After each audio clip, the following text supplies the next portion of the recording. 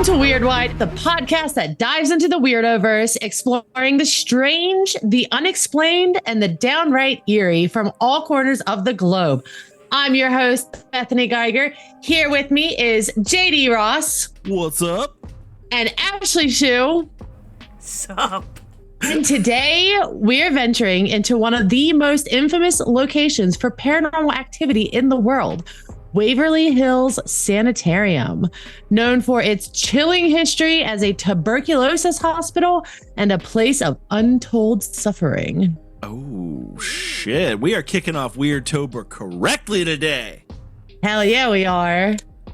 I was reading that. I hope it sounded natural. It did, but you just killed the mystique. And so now we know that you were reading it. That's okay. I mean, if you're watching, then you saw me reading it. That's true. Oh, yeah. And if you're watching, you're seeing that we are shenaniganing hard in the Weirdtober spirit.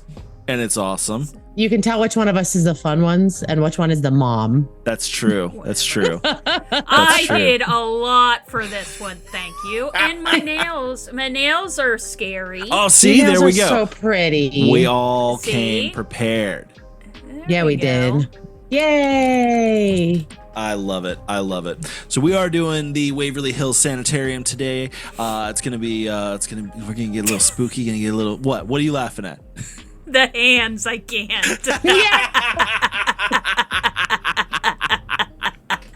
She keeps messing with her hair and her face, and it's like I love the commitment. That's what I love. I love it. Shit. It is. What do you mean? These are my natural hands. These are just her hands, just her because regular hands. I'm a spooky ghost with dead skeleton hands. That's right. Listen.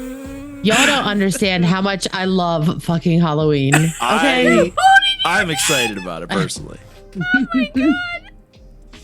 First, before we kick off this episode, we have some interesting news stories. I don't want to call mine weird. It's true crimey. Okay. But it's happy.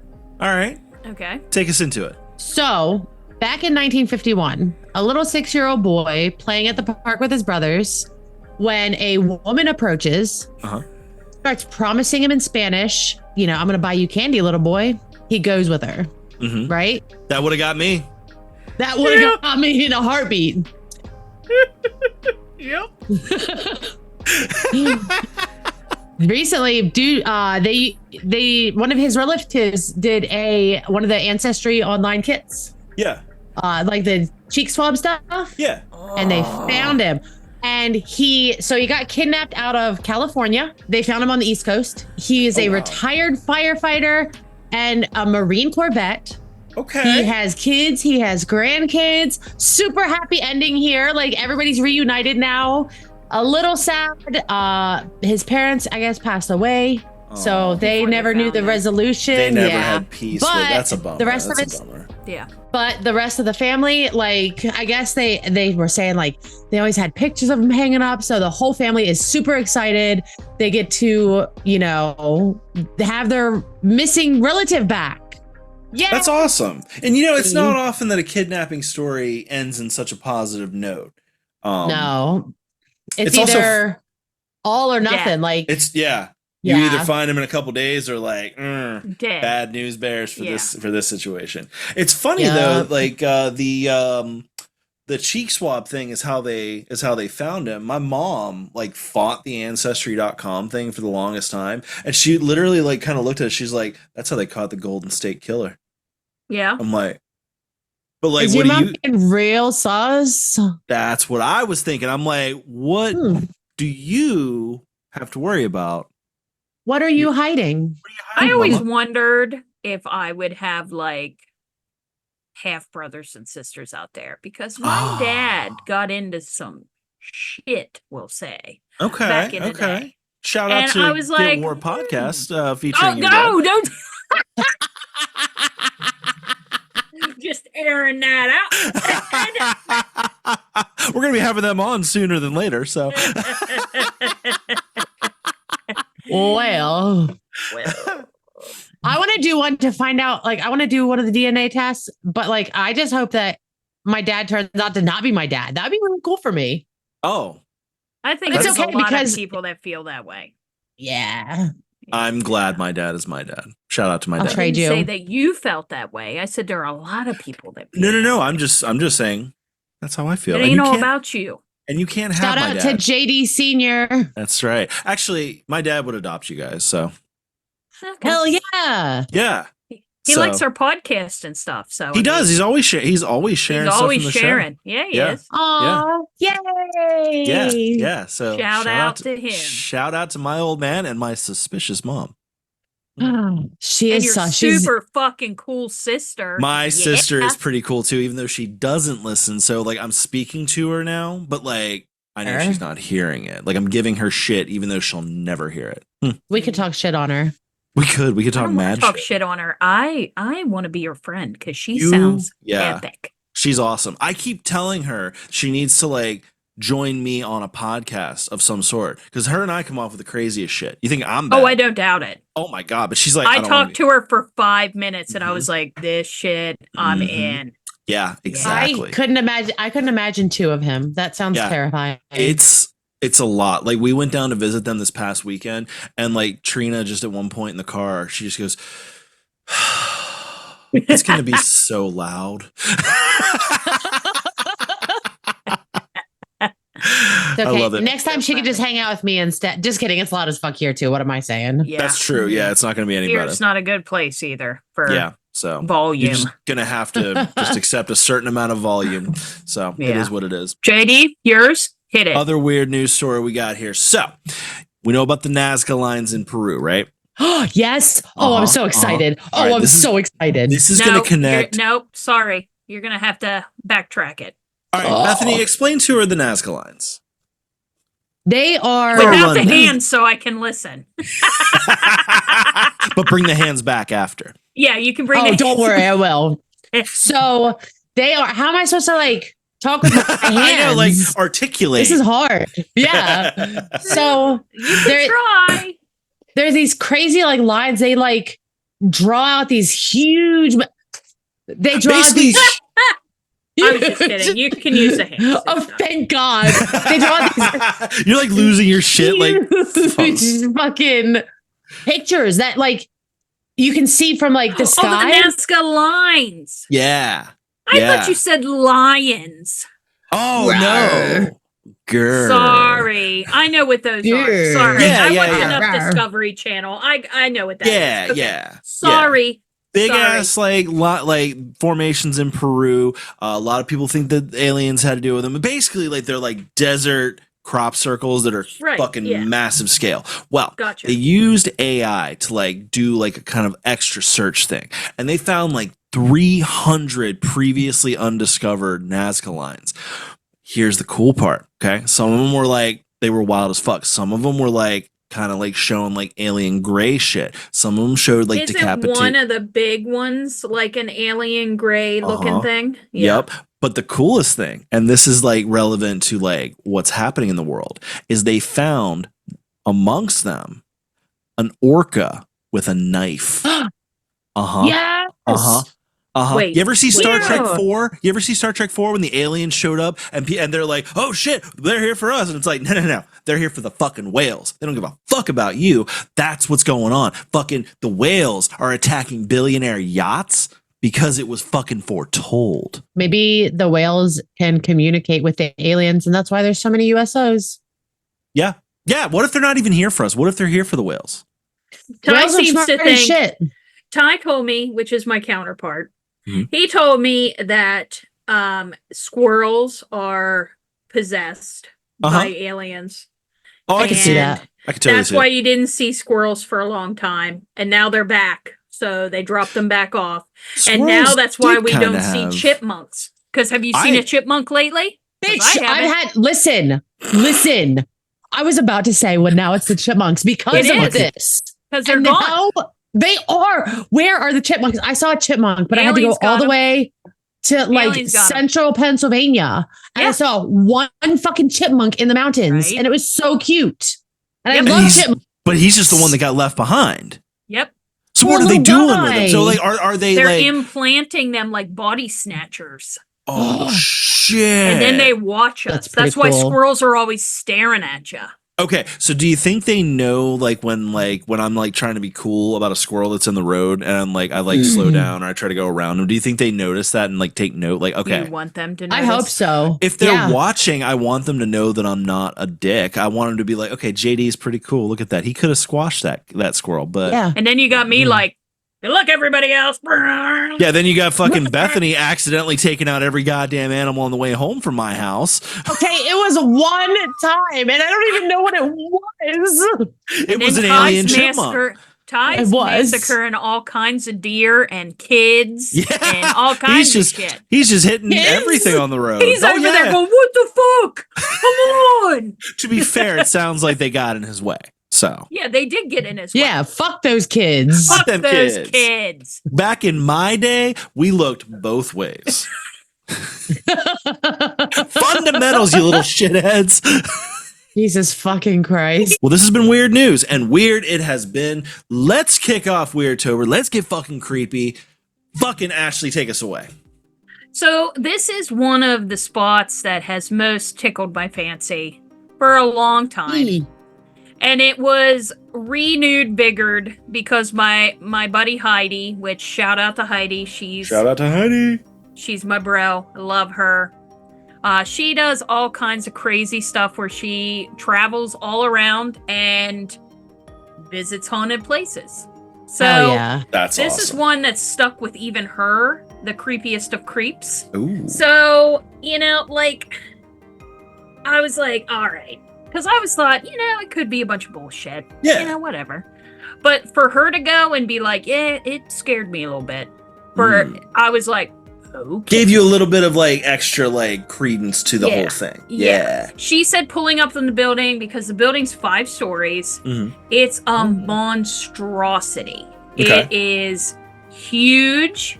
It has gargoyles on the top that are just she showed me pictures, which if I can get them from her, maybe we can upload some of them. Yes. But there's huge gargoyles that sit on the ground and it's just insane. The look. It's a great atmosphere. Really cool. Love it. Love it's like it was made to be a haunted location. That's what I awesome. mean? Like it was made for it. So, but Waverly Hills is actually located in Louisville, Kentucky. The original structure was built in 1910, and it was created for tuberculosis in the area. Louisville was a huge epicenter for TB back in the day. Was there any particular reason that you know of for why it was so bad there? Not that I can see, which is, I don't know if maybe it was a tightly packed town or city at the time, and it was easily spread maybe, where other places... It is a pretty big city. Yes, maybe where other people were more spread out, and that's why they didn't get it. I'm not really sure. But the original structure was only a 2-story wooden building that they built in 1910 to house TB patients. Yeah. And it was outgrown actually by 1926, so that was 16 years.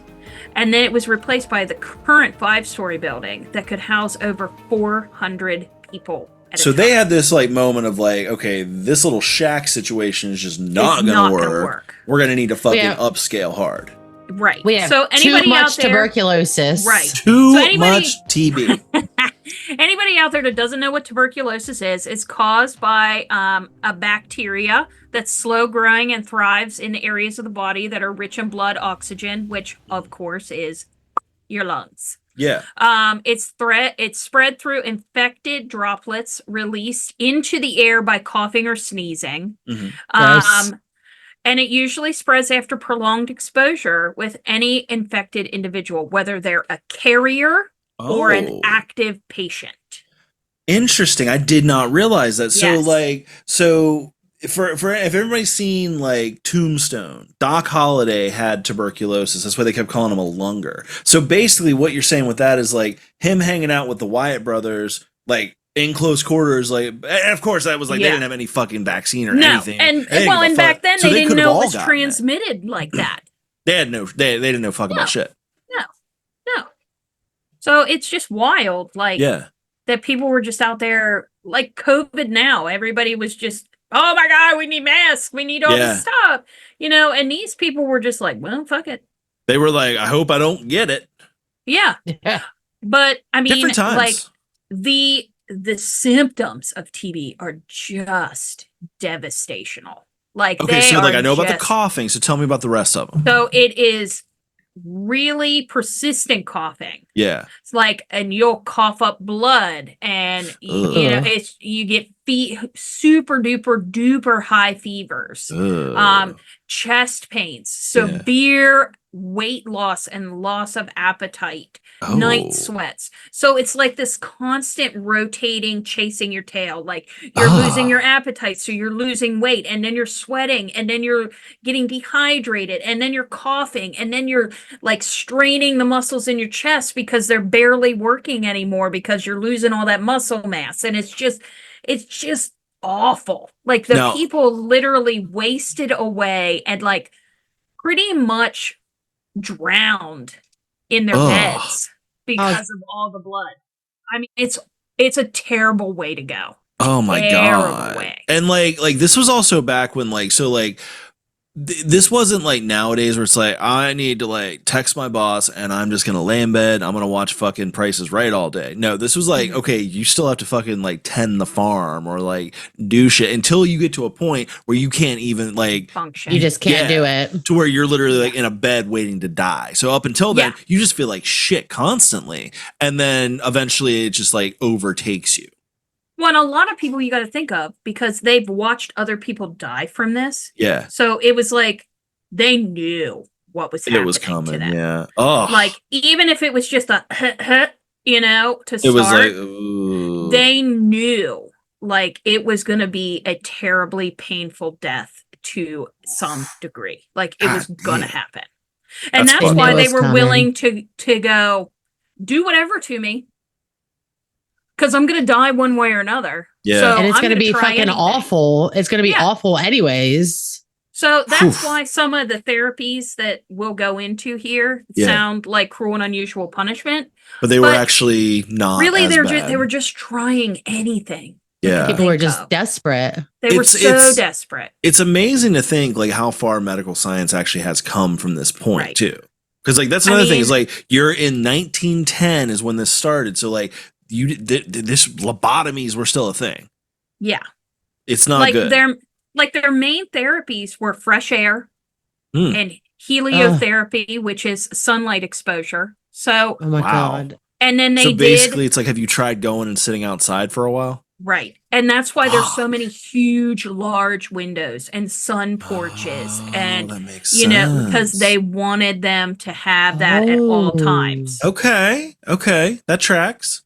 Well, and the building only has one working elevator. So, I mean, and the most ridiculous, like, messed up patients were at the top of the building.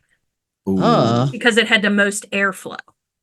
So, how are they going to get all those people down to go outside? They're not. Yeah. They're not. Yeah. So not that sick. They had to figure it out. Oof. So.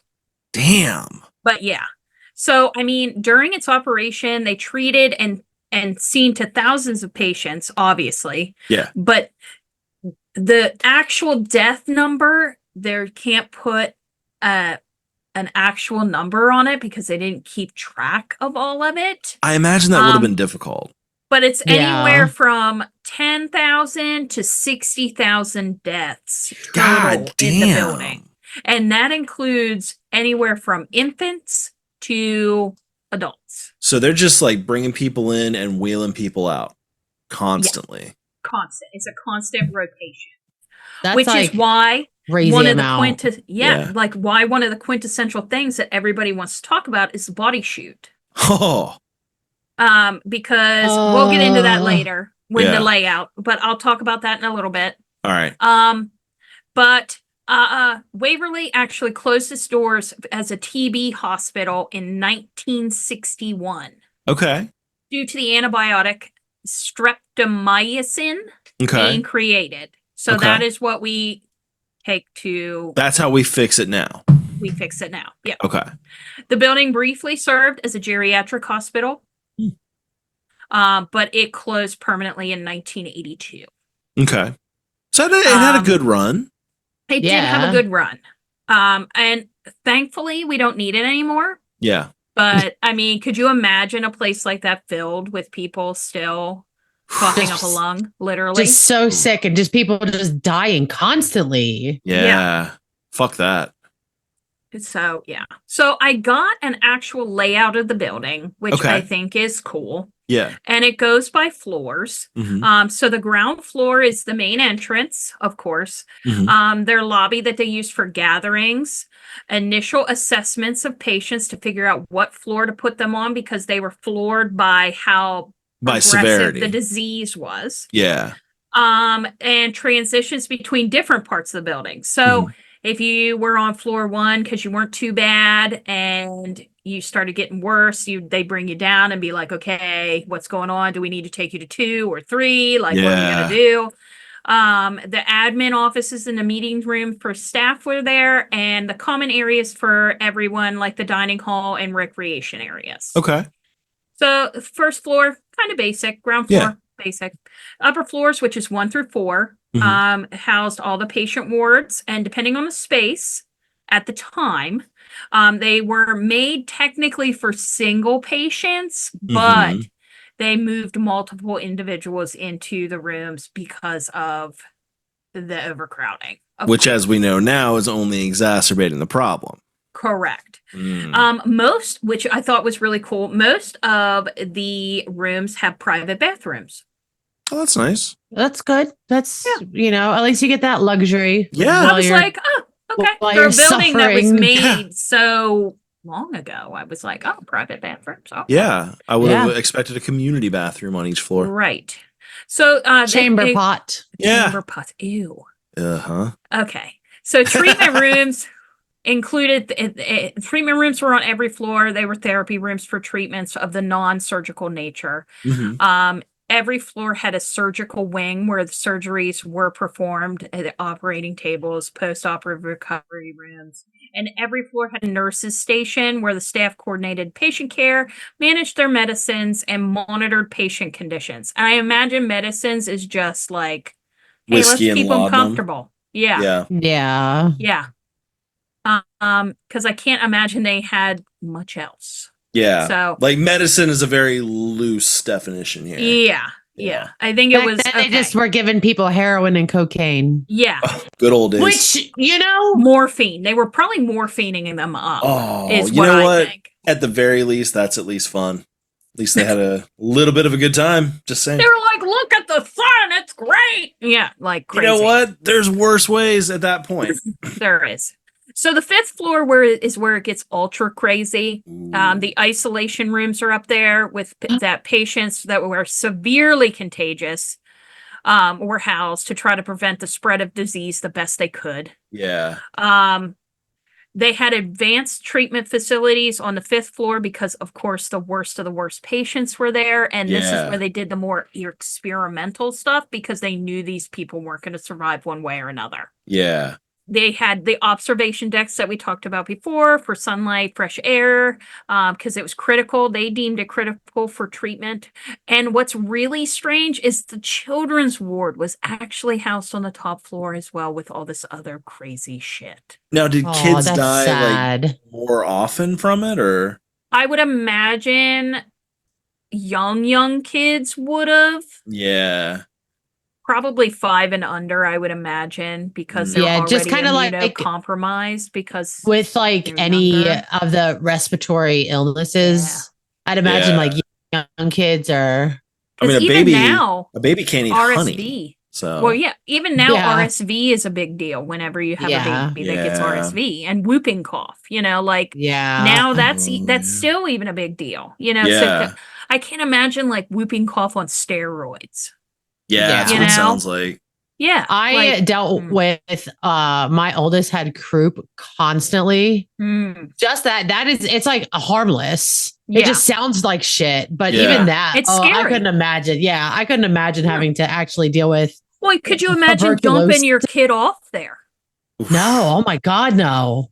Because it's like you want to think it's going to be helpful. Yeah. Because the people around knew that people in there were dropping like flies. There's no way you couldn't know.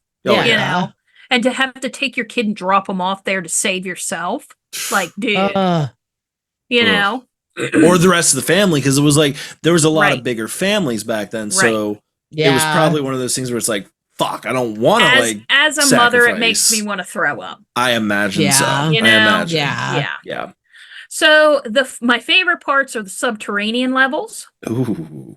This is where the body chute is located. It was used to discreetly remove the dead from the upper floors to the morgue to keep patient morale up, because they were moving out. I get that. So many bodies that it was ridiculous. Yeah, that's a morale killer for sure. Yeah, so that was their way to just go from one place to the other. And the idea of a body chute is like gross and, you know, but when you really think about it, even like if one person died, that's like my biggest fear whenever, because, you know, I get hospitalized all the time because I'm the healthiest motherfucker out there. Fucking my biggest fear is somebody dying and them having to like wheel that person past my room. And I can't. That's fair. Also, like, what was it with like this time period and body chutes? Because H.H. Holmes had a body chutes too. He did. But this is a little bit of a nicer body chute. This is like, have a nicer body chute. So like you have the evil body chute and then the good body chute. Yeah. I like how your claw hand was the evil hand. That's right. That's right. I did that on purpose. I'm glad you picked up on that. I did. But this is the place where Heidi on the same level. That's right. That's right. Oh my God, your hands. This is the place where Heidi said she got most of her stuff when she was there. I think she said her and her sister were down there, and they had quite a few experiences in the body chute. Yeah. They were going to try to walk down further, but I think it was like wet or something, and they were getting like super bad vibes, and they did not want to eat shit and fall down the body chute. So they were like, "That's fair." We're good. I would listen if that happens to me. No. Super macabre question though. Super macabre question. If there was like some kind of cushion situation at the bottom, would you ride the chute? No. Oh, no. I expected that to be flippity flopped. Oh yeah. Okay, so listen. I used to have this fear. As long as I had a light. That's fair. That's fair. I don't know where this fear came from, but ever since I was little, okay, you know the tunnel slides? Oh yeah. Yeah. They're a no-go. I was always afraid that if I went down a tunnel slide, in the middle of the slide would be a dead homeless person. No. What? That is so specific. And it's always been a fear of mine. Oh my God. That is even way more likely in a body chute. But like did you tell your parents about that? Because I'm just loving the idea of like little Bethany coming up. Okay, I'm not riding that fucking thing because what if there's a homeless dead guy down there? Right. But you can't say shit like that. That fucking. So this body chute, there are stories and rumors that if the patient was far enough gone that they thought, they're gonna die, they would still take them down the body chute. Fuck. So like they're like you're talking about people that are still alive, just clinging on. Yeah, they were still, but they needed the room and they knew they were going to be going, so they just helped them along a little bit. Okay. Philosophical question about that. If you're like inches from death and they just toss you down a chute, is that going to toss them down? They rode a gurney, but you know, I'm picturing. But I'm okay. Is that going to think? It's like, is that going to trigger some shit in your mind where you're like, I am like falling to hell right now? You would think, because you know they had to be all types of fucked up. Oh yeah. You know, like they're tripping balls, and all of a sudden they're going down this chute. They've got but I wouldn't put it past. This is just me. Yeah. Back in the day, I could see the nurses. I could see the nurses and stuff. Dr. Kevorkian, you know, like. Yeah. Let's overstimulate them with this morphine. It's only going to be an hour.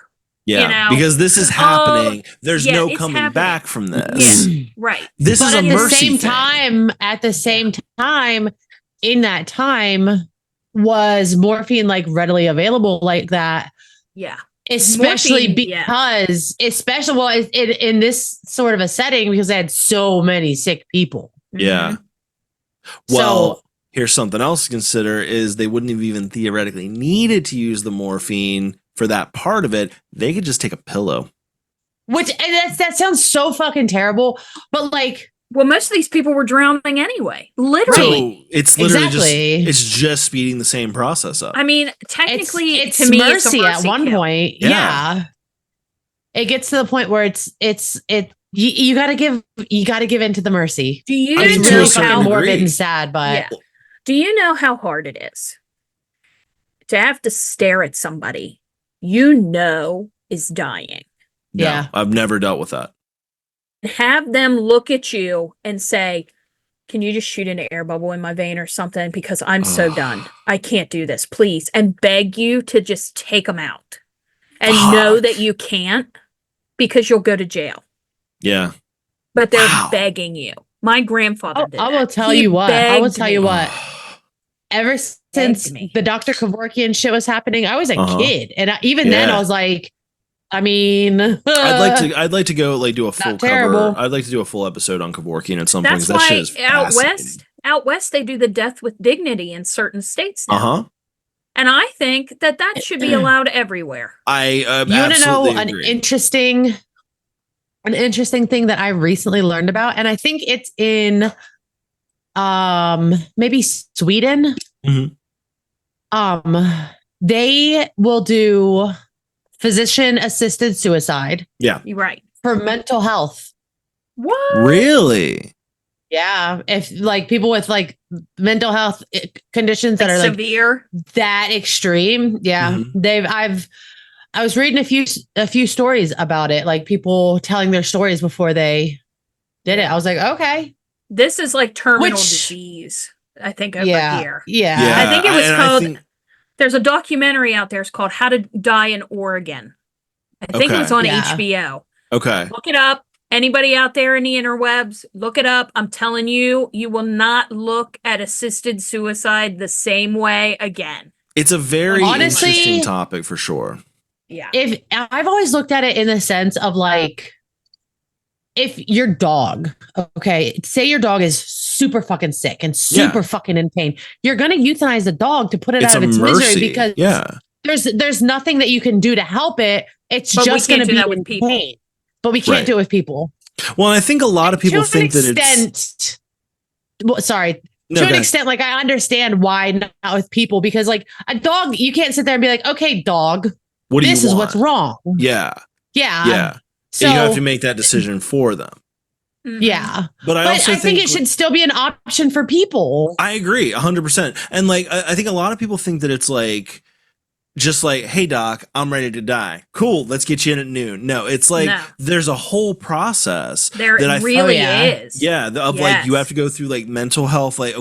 Tell me why you want to, let's talk it out. And there's 3 or 4 different, all right, we're going to come to this point. If you still want to, we'll go to the next one. All right. You still want to? And then you finally get to the big day. It's it's like a cocktail that somebody has to know what they're doing to put it together. Yeah. And they actually go, because the person actually has to say, I know what I'm doing. This is what I'm going to be drinking. This is what's going to happen to me after I drink it. And I condone this activity. And it has to be recorded. Yeah. Not only do I consent to it, I want this. This is what I want. Yes. Yeah. So if you're Looney Tuned enough that you can't consent, you can't do it. You don't get it. So it makes total sense. So you got to make sure you do it before you lose your mind. Exactly. And back then, it's just a situation where it's they were just dealing with this situation of this is just what it is. There's going to be 20 more bodies coming in this next hour that need to fill this. And this guy is going to die. He's already dead. He just doesn't know it yet. Yeah.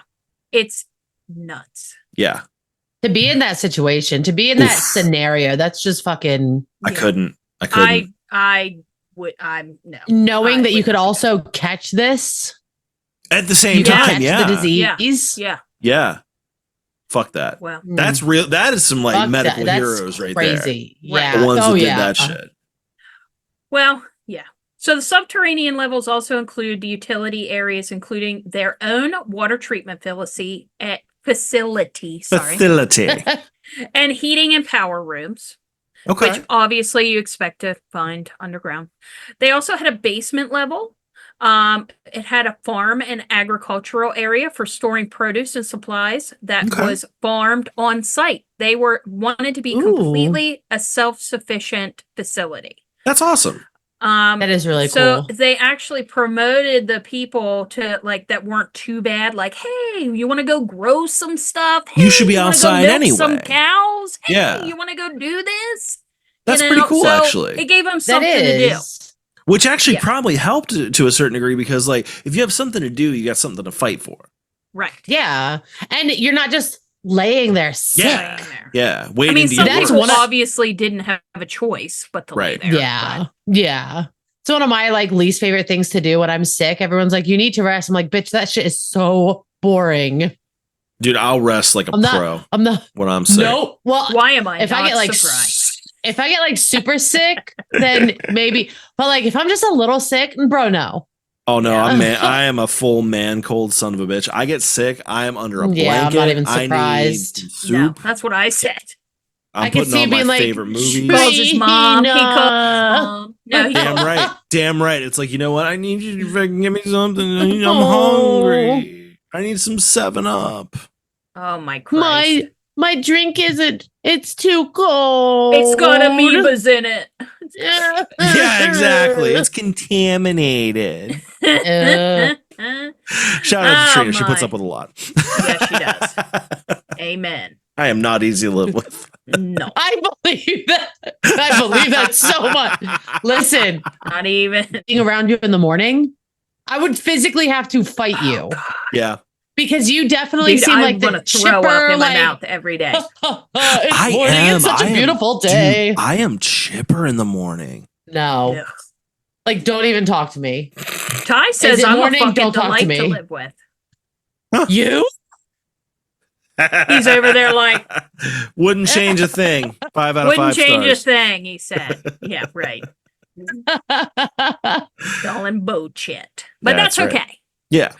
So, additional notable areas. They had a chapel, which they thought to keep up morale and faith. They had library and study rooms where books, reading materials, and educational programs were there to help keep patients mentally engaged and provide opportunities for learning. Because you got to think, some of these people were from BFE, and they probably didn't go to school, so they got to learn shit. They actually, some of them probably learned more there than they did in their entire school career.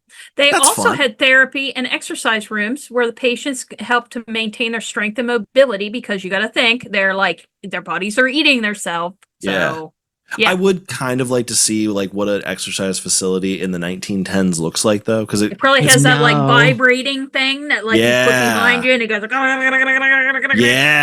like there's that dude with the big mustache and the onesie suit just standing there ready to Bethany, can you do me a favor and do the with your hands? Yes. Play them bones. Nice. I like it. I did do some research into some of the most notable deaths. Not all of these are actual recorded deaths, right? But some of the more legendary ones, rumored deaths and stuff like that. So I tried to dive in and see if I could find anything like that. So the first one that kept coming up was the death of Nurse Mary Hill. She was actually a nurse. Okay. She did actually die there. Ooh. But the stuff around her death, so mad if I died at work. Dude, right? I know. So she was in room 502. In 1928, she allegedly hanged herself in room 502. It said that she was an unmarried woman and pregnant, so societal pressures led to her taking her own life. God damn. Some believe that her death is due to suicide and depression. Others think it's foul play.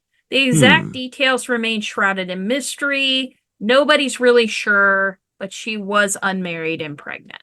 Could be any number of those things. I mean, I imagine like we've talked about the entire episode of like the nurses having to watch this shit. Yeah. So like some people think that she got pregnant to a married doctor that worked at the facility, and he wanted her to get rid of the baby and she didn't want to. Some think he killed her, some think she still herself. So there's just all this spin. But she was a real nurse. She did die, but nobody knows for sure. Because the doctors and nurses were fucking back then. They had to have been. I mean, think about it. You're there all the time. Yeah, you're not leaving. They had a whole fucking old school Grey's Anatomy situation going. Oh yeah. They had to have. Yeah. So there was another nurse that actually fell from room 502. Sorry. Wait. Same room that homegirl hung herself. Same room that homegirl hung herself in. So we have a cursed room. Yeah. So this is in the 1930s. Another nurse actually leapt from the window of room 502. Shit. The reason for her jump is unknown, but there are rumors that suggested that she was overwhelmed from the work and the horrors of the grim environment working there. Others think that she contracted the deadly disease and she knew what awaited her, so she decided she was going to take her life while she could. That's awful. Yeah.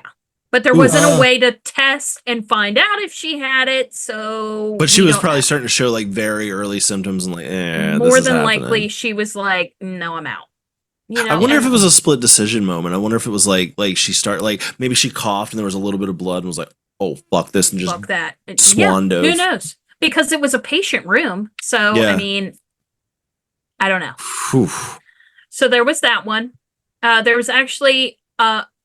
we know of one for sure marked, signed, sealed, and delivered patient that jumped from the roof to stop their suffering from the disease and the barbaric treatments that it was subjected to, because obviously they were barbaric because that's all we had at the time. That's what was available. Yeah.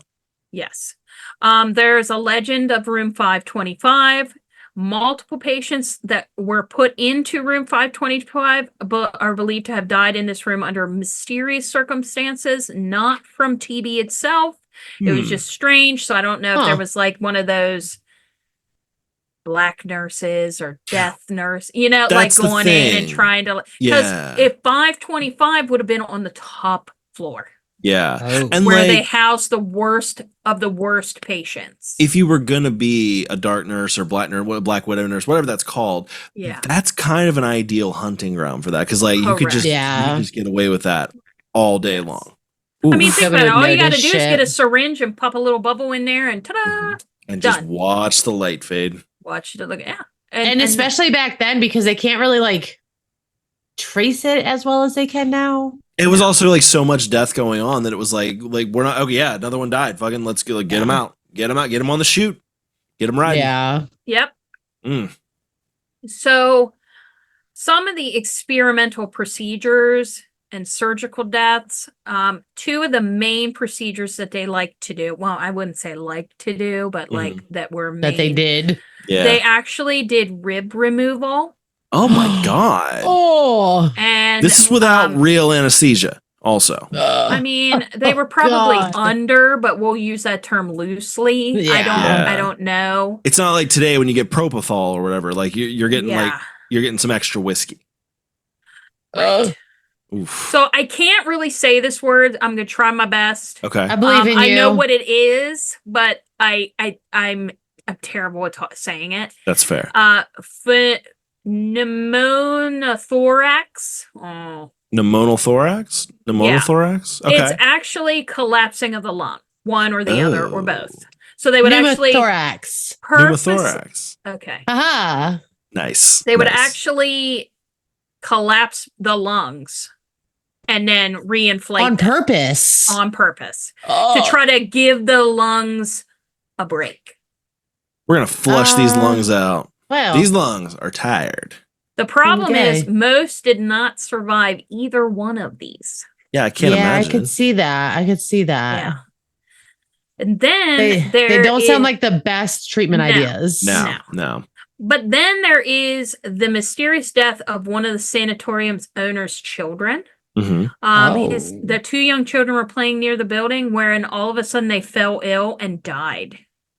Ooh. And they weren't like in the building. They didn't have TB symptoms. It was just like, hey, we're sick and now we're dead. Something else to consider too. This is a time of like asbestos, lead-based paint, like all that shit. Could have been anything. Mold. It could have been anything. Yeah. But they chalked it up to the bad juju from the building. I mean, that's fair too. It literally could have just been that. Like, it could have been just enough negative energy to just like strangle out these fucking kids' lives. Right. So those are kind of the map out of the building and what it was used for.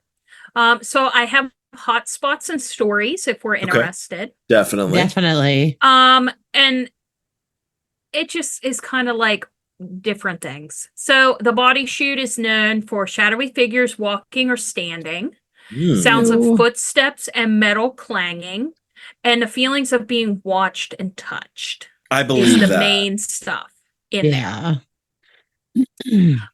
There is a lady in white, like most places. There's always a lady in white. She's believed either to be a former nurse or patient. She's always seen near doors and windows, and she's most of the time in the more secluded areas of the building. Normally, witnesses feel overwhelming sadness or empathy when she is around, and she's always seen in a flowing white gown and sometimes with a veil or bonnet. I'm going to bet nurse. If I had to guess, because if they're feeling empathy and sadness, I'm betting that like it was probably a nurse that really cared. It was probably a nurse that like just like put her energy and life into trying to save these like patients as best as she could. And so like when she died, all of that just like transferred into a being or an entity. I bet you is exactly what that is. Yeah. There's also ghost children.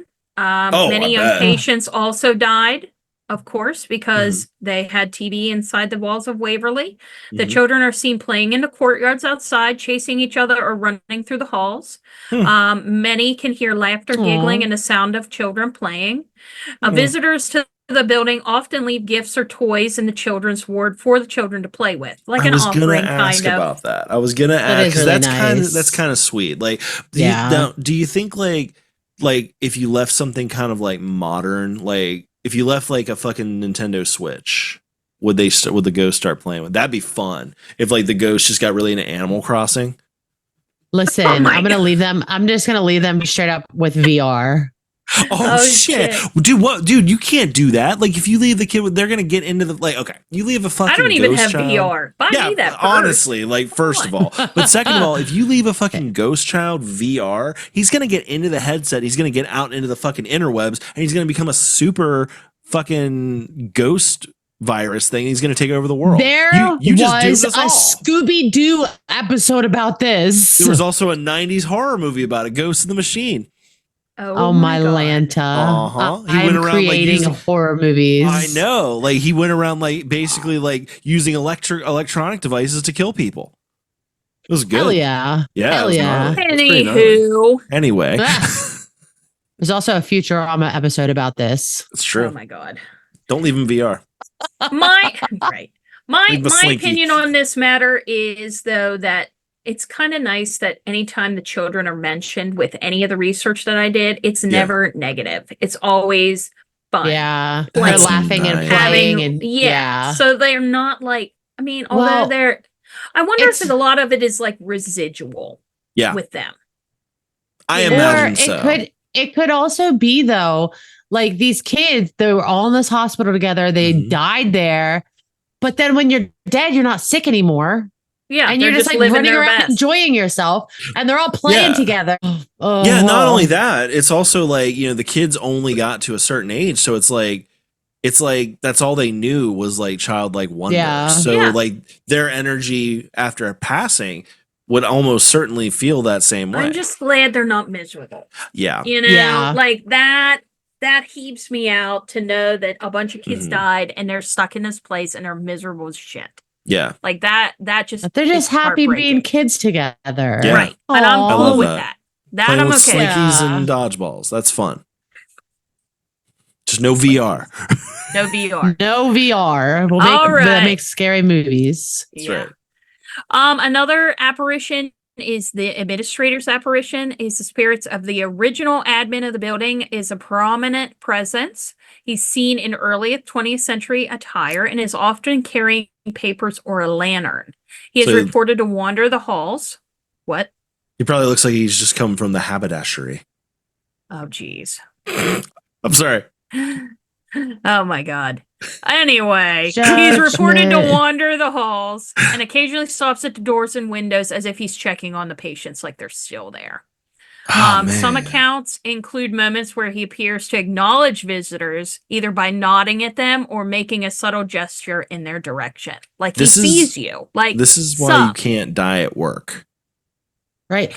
That's sort of a haunting though. It makes me think of the where it's not like a ghost. It's like the I can't remember what it's called, but it's like they leave fucking Rerun. There we go. Yeah. That's residual. It just keeps residual haunting.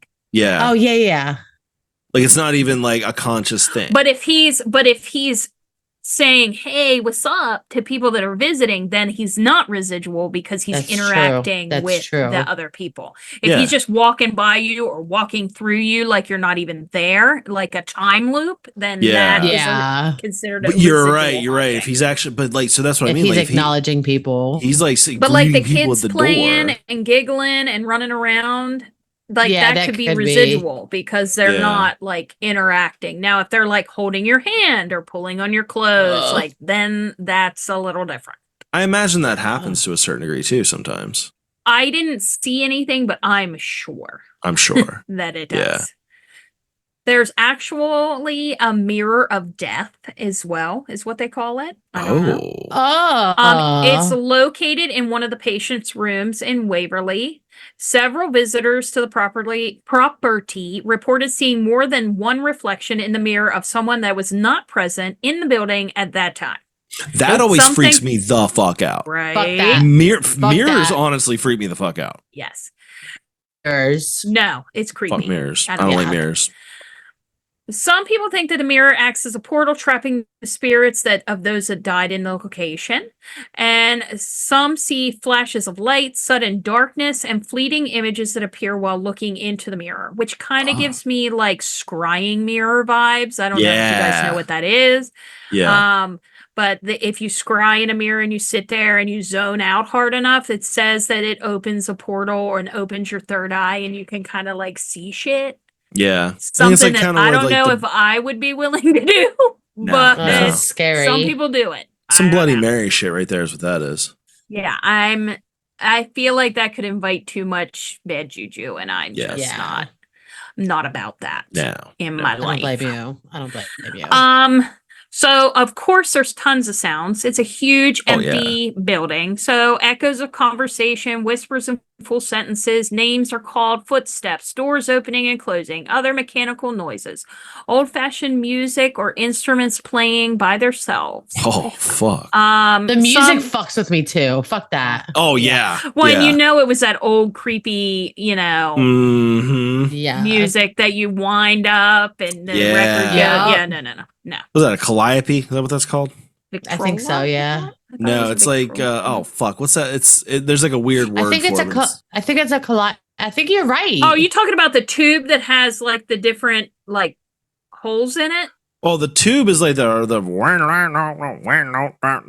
calliope is that old, like, I think it's calliope. It's like the old circus music, the wind up shit you're talking about. I feel like that's a calliope. Is the thing that has the huge cone on the top. That's the old timey, like, we're going to listen. We're going to do the Charleston tonight. Yeah, that's like the Victrola. That's like the Victor Victrola or thing is what it is. Yeah. Oh, worthless knowledge coming at you. Coming in hot. We found worth for it. That's right. I like it. But so many apparitions that people claim to see just in general are patients lying in the beds that are still present in the building. Some rooms seem to replay moments from the past with objects moving and lights flickering, like a residual haunting, like we said. Yep. Like they're just going through their motions. They don't see you. They don't care. They're just going. Damn. Their emotional encounters normally include sorrow, fear, and longing, which obviously makes sense. Yeah. The building is also very well known for its shadow figures and shadow people. Of course, anybody out there knows that there are dark silhouettes moving quickly in and out and around in your periph, just enough to scare the shit out of you, It always makes me think of the hell demons from Ghost. Yeah, I'm not into. Remember those? Yes. Yeah, you get a reference this time. Hell yeah. Yeah, look at you go. All right. My mom told me about that movie. I know. This is a rare moment here on Weirdwide. Does not happen often. That's fine. At least it wasn't the clay. Oh, yeah. Okay.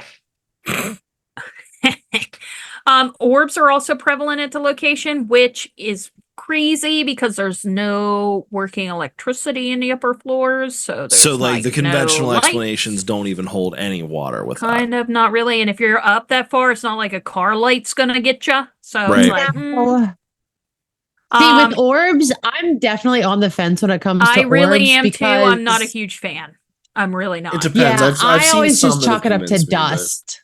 Or sometimes, bugs, and that's why what you got to do is like when you're taking pictures in a location like that. And I heard this from someone in Gettysburg that was a tour guide. You take 3 pictures in a row, like in rapid succession, so that like if it is dust, can tell. But if it's not, it's like okay, that is clearly not dust right there.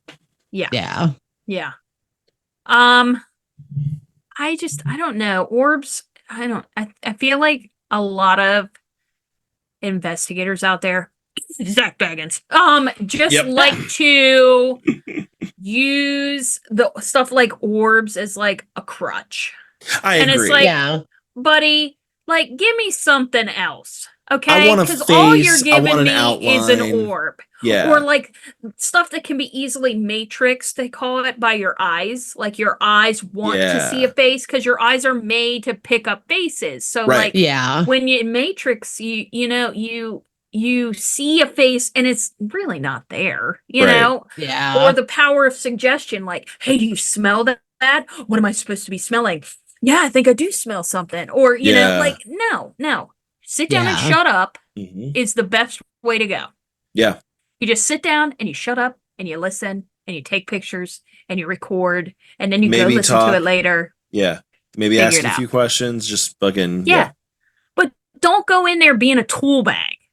I feel like a lot of people do that. Like, honestly, like if I was a ghost. Baggins. Oh, I said to sneeze. You know what? Fuck that guy. Honestly, if I was a ghost and Zach Baggins showed up, I'd be pissed. Dude, I'd punch him in the fucking dick. I would too. That guy's a dick. I would be. He goes into locations like a fucking asshole. He does. There's absolutely zero respect. Yeah. It's and that's really fucking important. And like that you lose that when it comes to a lot of the shows. Yeah. But and then you're supposed to be like helping people. No, you're leaving them worse than before you got there. Yeah. Because you're pissing everything off, including me. And I feel like he like kind of That's why I stopped watching any of those shows because of him. Yeah. Yeah, he's a dick. Yeah. Project Fear all the way. Boom. Okay, anyway. Hit me up. weirdwidepodcast@gmail.com. Love you guys. Uh-huh. Anyway. Some of the shadow figures are known to interact with visitors. So that's a little scary. Do we have any? That's the kind of shit that I want to know what it is. Yeah, same. I don't know. I just know that it said one of the big things it said is some visitors, after staying a prolonged amount of time at the building, after they leave, they report sleep paralysis, intense nightmares, and physical sensations of being touched, pushed, or held down by an unseen force. Fuck that. So, yeah. Fuck the nightmares and like the sleep paralysis. Okay, you just want somewhere scary, nothing crazy. But then you add that other stuff in there. Yeah, that's crazy. That's crazy. So it's that's almost like the negativity of the building like attaches to you, and then you gotta like work it off. Yeah. Which, I mean, if you really think about it, is it that far-fetched to think that could happen? I don't think it's that far-fetched at all. When Nope. you've got a building with that much concentration of sadness, agony, pain, all of the above, it's bound to have that kind of effect on you. Yeah. Speaking of Weirdtober, me and your girl Heidi are going to be visiting Hillview Manor. Ooh. In November. And I'm scared. But we're going to go. Don't be scared. Don't be scared. Take protection with you. And I'm going to scream like a little bitch. It's going to be terrible. Are you make sure that she's filming it, please? Yeah, make sure you're filming it. Give footage. Film in the scream. We are actually not allowed to film inside the building as we're filming now. Okay. Because we're going to be with a group of people, and some people don't like to be shown on camera. So that's fair. That's understandable. Fair. Yeah. So we're allowed to take pictures, and we're allowed to film outside the building. So I hope that your boy can do a little something either before or after, with or without Heidi. And I don't know if Tanya's coming, my buddy Tanya. We can talk about our experience, and maybe we can have a little bonus content episode. I love it. I love it. And like figure out what's going on. You can see me in my dirty Depends after we're done, and everybody can get a good laugh. I love it. Except for me. You'll laugh. Except for me. You'll be in therapy. That's fair. Once we get this set up, Heidi goes with a certain group of people, I think. Don't know who they are, but once I find out, I can shout them out to you guys. Hell yeah. I'm hoping once I get connected that maybe we can set up more of these little adventures, and maybe the two of you can even partake. I would like to. Maybe. I want to do more on location stuff anyway, so. We have not been able to do that. I would like to, but I'm also a meow meow puss puss, so I get scared easily. Oh, dude, me too. I'm scared to death. But something in my psyche said, "Step outside your box, Ashley. Let's go." Fuck yeah. And I was like, I was like, let's do it. Plus, Heidi's a badass bitch, and if anybody's gonna protect me, it's her.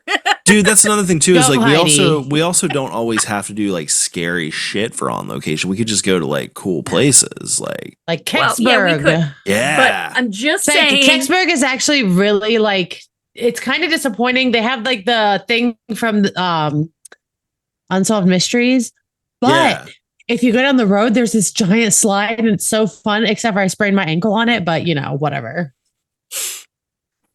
Okay. All right. Sorry, my rant for the day. But that's Waverly Hills, guys, and I hope you enjoyed some of my fact-finding knowledge. It is a place that I would definitely love to visit. Absolutely. One day. We'll make it down to Louisville one day. You know what? How about this? If you guys want to see us maybe go to Waverly Hills, we're gonna need some support. We're gonna need a little bit of support. Maybe go to our Patreon, patreon.com/weirdwide. Get a little bit of that moolah. A little bit of that money, if you can. Or if you are also self-serving, you could go to Dubby's website, use the code Weirdo1, get 10% off your purchase. Yeah. Put a little bit of change in our pockets. Exactly. Support trips like Waverly Hills or other. Yeah, or if you want to look like you belong at Waverly Hills and you want to look like a freak, check out our buddies at Neon Theory and get some of their merch out. Hell, yeah, girl. Yeah, that's not even putting us on a trip. That's just supporting our buddies. Yeah. Hell yeah. Now, I will say, if anybody has visited Waverly Hills and wants to share some of their photos or some of their experiences, please hit us up at our email. Check it out. Let us we'll post it on our newsletter or honestly site, if there's some good stories, we'd love to tell the stories. If you've got a particularly good thing, you want to tell it, come on the show at some point, tell us about your experiences. Absolutely. We're open to that. I think I think in 2025 we're going to be aiming to be a little bit more guest heavy here and there. So if you've got you've been to Waverly Hills or even any other weird shit, any other weird encounters you had, hit us up. We'd love to talk to you about it. We'd love to talk about having you on the show. Tell your story. Podcast at gmail.com. Or you know what too? If you got any cool videos, post some bitches on TikTok, tag Weird Wide Pod. That's right. Yeah. Because we're on Instagram and TikTok at Weird Wide Pod. We're also on Facebook. We got what else we got? We're on. We got a lot of stuff. Yeah, we're all over the place. Our official. We have a Discord that we haven't done anything with. We haven't done anything with that. We will. We have no idea what to do with that shit. No idea. We'll have, honestly, we're gonna have to probably get somebody, like one of our friends, to help us admin that or something at some point. I can always call my brother if we have to. Might have to. But yeah, like go to our we got our Facebook page. Don't forget our official home on the interwebs, www.weirdwide.com. I'm on Instagram and TikTok as Dudist Weirdo. I'm on Instagram and TikTok at bethany.gets.weird. Same too. Weird-Chick86. Boom. Perfect. Now, before we do get out of here, we're going to need the quintessential Weird Wide show ending. Ashley, you better bring me some spooky dad joke action today. Okay. I'm excited. Are you ready? I'm ready. Born ready. Autopsy Club meeting Saturday. Open mic night. Oh, shit. Poor Mike. Well, this is awesome. This has been the first entry for Weirdtober. We got a lot more spooky shit throughout the month coming. We got a lot of fun stuff. So make sure to stay tuned. Join us next week. You're going to love it. I promise. Until then, stay spooky and stay weird. So yeah.